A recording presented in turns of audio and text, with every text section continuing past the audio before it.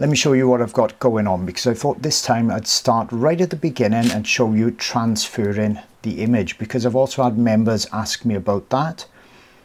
How hard do I push? What do I use? Do I use a pencil? Do I use a pen? How do I do it?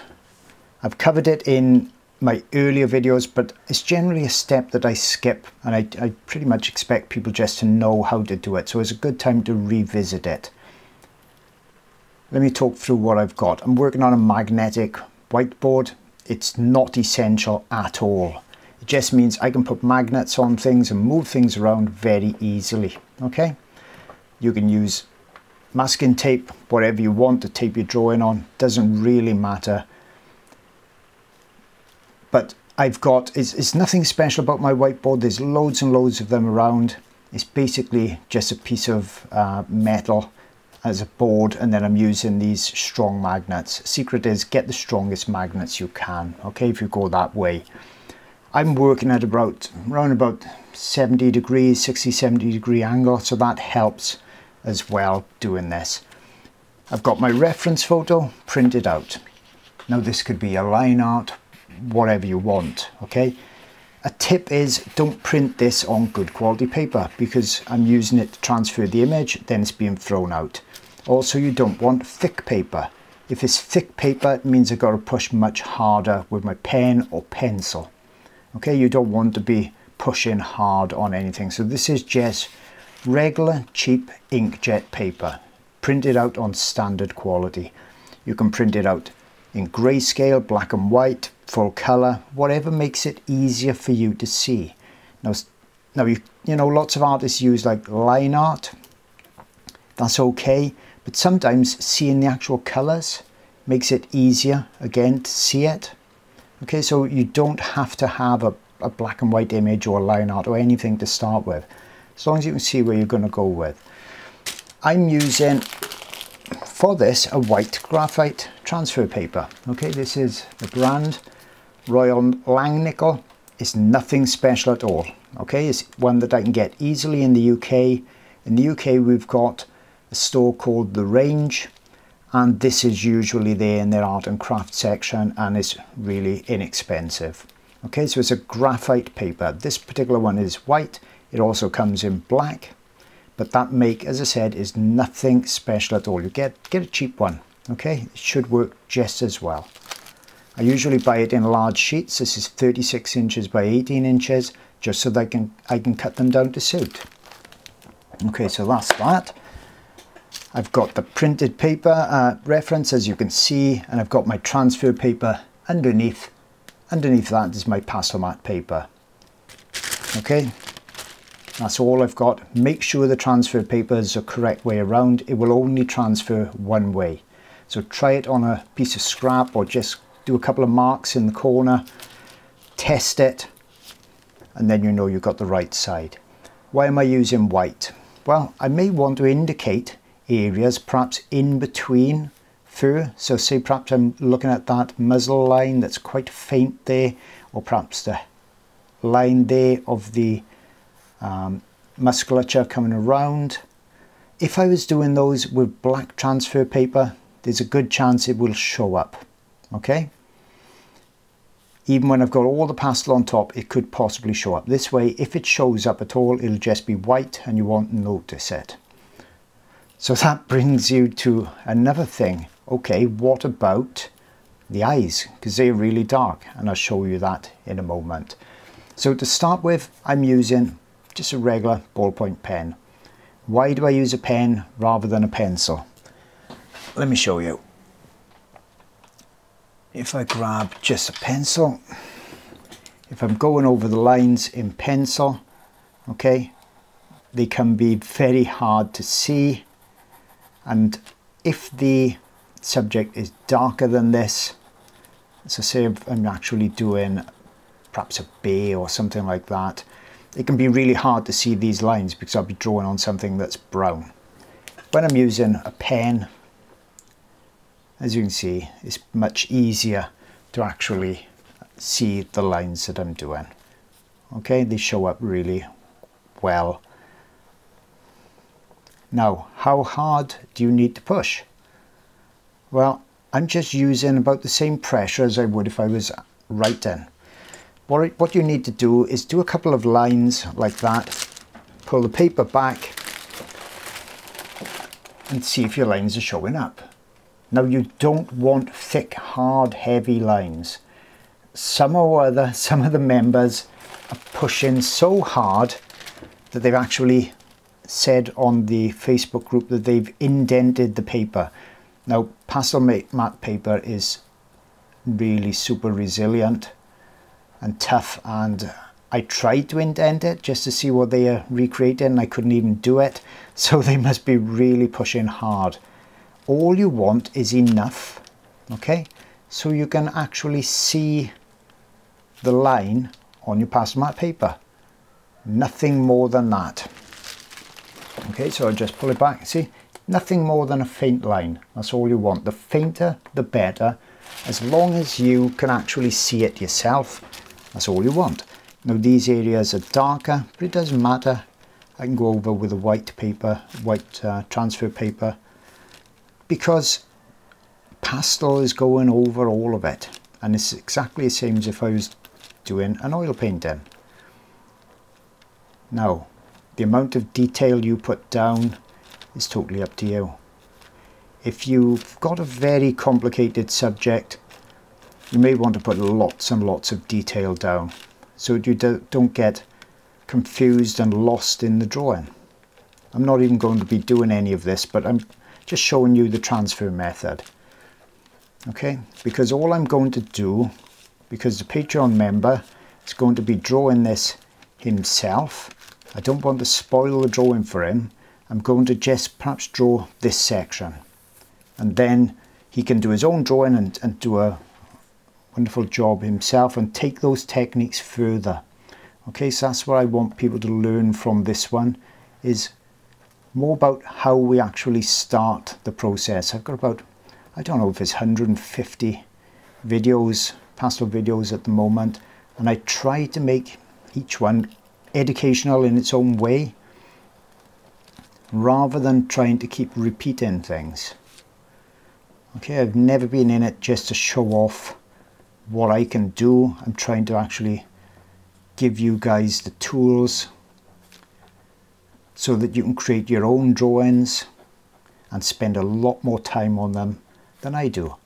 Now see the areas that I'm marking out? I'm thinking, what will I need this information for later on? What information will I need? Okay, and I'm thinking, well, I'm going to need the information of where the shadow and the highlight meets. Okay, so that's why I've just marked out that section.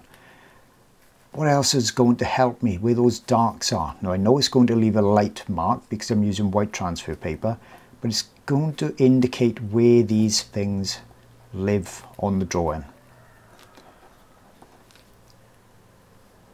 Now, as I said, you can do as many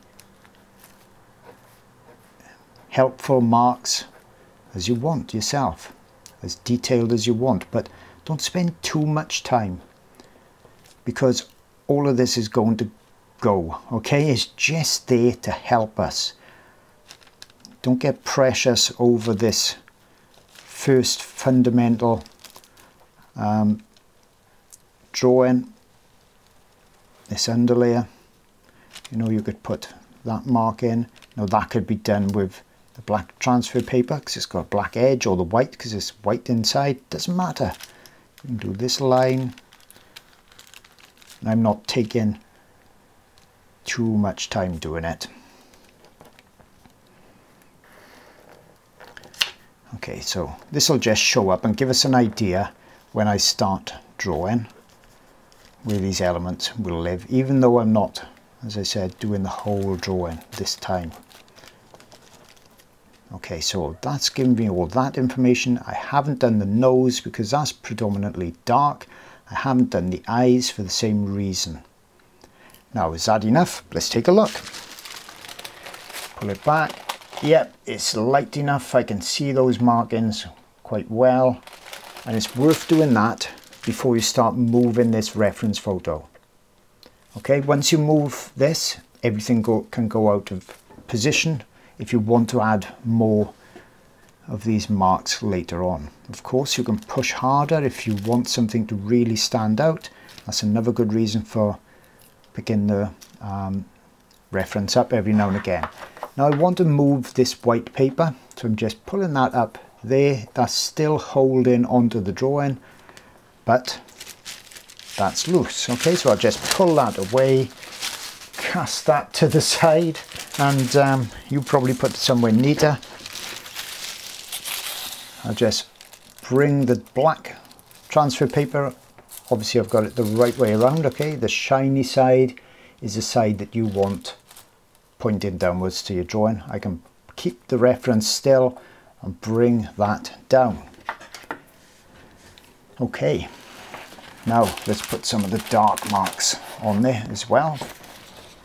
I've got my reference by the side, and what I've done when I printed it out, I've actually lightened the shadows in my image editor. Okay, so I can see more detail on the eyes than I normally would. Now this is what I'm working from, so this is printed out on good quality matte photo paper. Okay, inkjet paper, but it's matte. I don't like the shine. If you don't mind the shine, that's okay. This shows up better on video as well. So I'm just going to pop that to the side because I can then look at the detail when I'm drawing that eye. So dark transfer paper this time. As I said, probably about the same amount of pressure that I would use if I was writing. It's kind of like the pressure I'm using if I was drawing it. Okay, let's lift that section up again. Okay, so you can see the big difference now with black paper. Dark will be there. Okay, there's no need to get too fancy over this. I can put a few lines in there just to guarantee I know that's the dark part of the eye. So that comes out here. This then goes around there, down. We've got the light part of the highlight there, comes up, and then the eye goes around here, down, and then kind of joins there. We've got some lost and found edges in this, or some areas where you can't even see the details, and that's okay. That adds to the interest when we've got things like lost and found edges. All this will be black, and down in here is going to be really dark, and then here I can put some more markings in. The nose, always a tricky shape. So spend some time doing the nose, getting it right. Okay, other areas on the fur maybe, you know, quite easy. You only need a quick line here and there to indicate. But the nose, especially when we've got an angle, okay, you can see here it all looks a bit weird, this shape compared to this shape, but we know it's right and it looks right on the reference photo. So I'll just do it as I'm seeing it. By putting in more of the details for the nose, that's going to help me with the positioning, help me to show where the darks, these creases are. So I'm spending a bit of time on this. There's a highlight there, but the rest of it there is in shadow. Okay, so I'm working inside the nose as well. That's an important area for me to see. The shadow shape. I can indicate a few of these marks there, perhaps a few down here. I could have done this with the black or the white, doesn't really matter. It'll show up well like this. So if you've got a light edge and a dark edge, like I said, you know, it doesn't matter which one you use then. But I think I'll do that for you so that you can all easily see where this harness lives. Okay, I think that's, see I've got a bit of the nose missing there. Let's get it in. That's why you want to double check like that. Let's have another look. Better. I glance over to my reference as well. Is that all I need to know? And I think it is. So that will be enough information for me. I'll remove that. I'll remove the drawing. I'll remove the paper, and there we go. And that's how you transfer the image ready for drawing.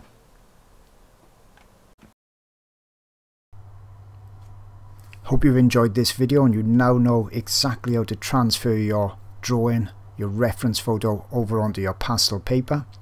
And remember, if you want to see the drawing that I've done of this dog, that's over on my Patreon art channel, and you get access to literally hundreds and hundreds of hours worth of other videos on there as well. Hope to see you there real soon.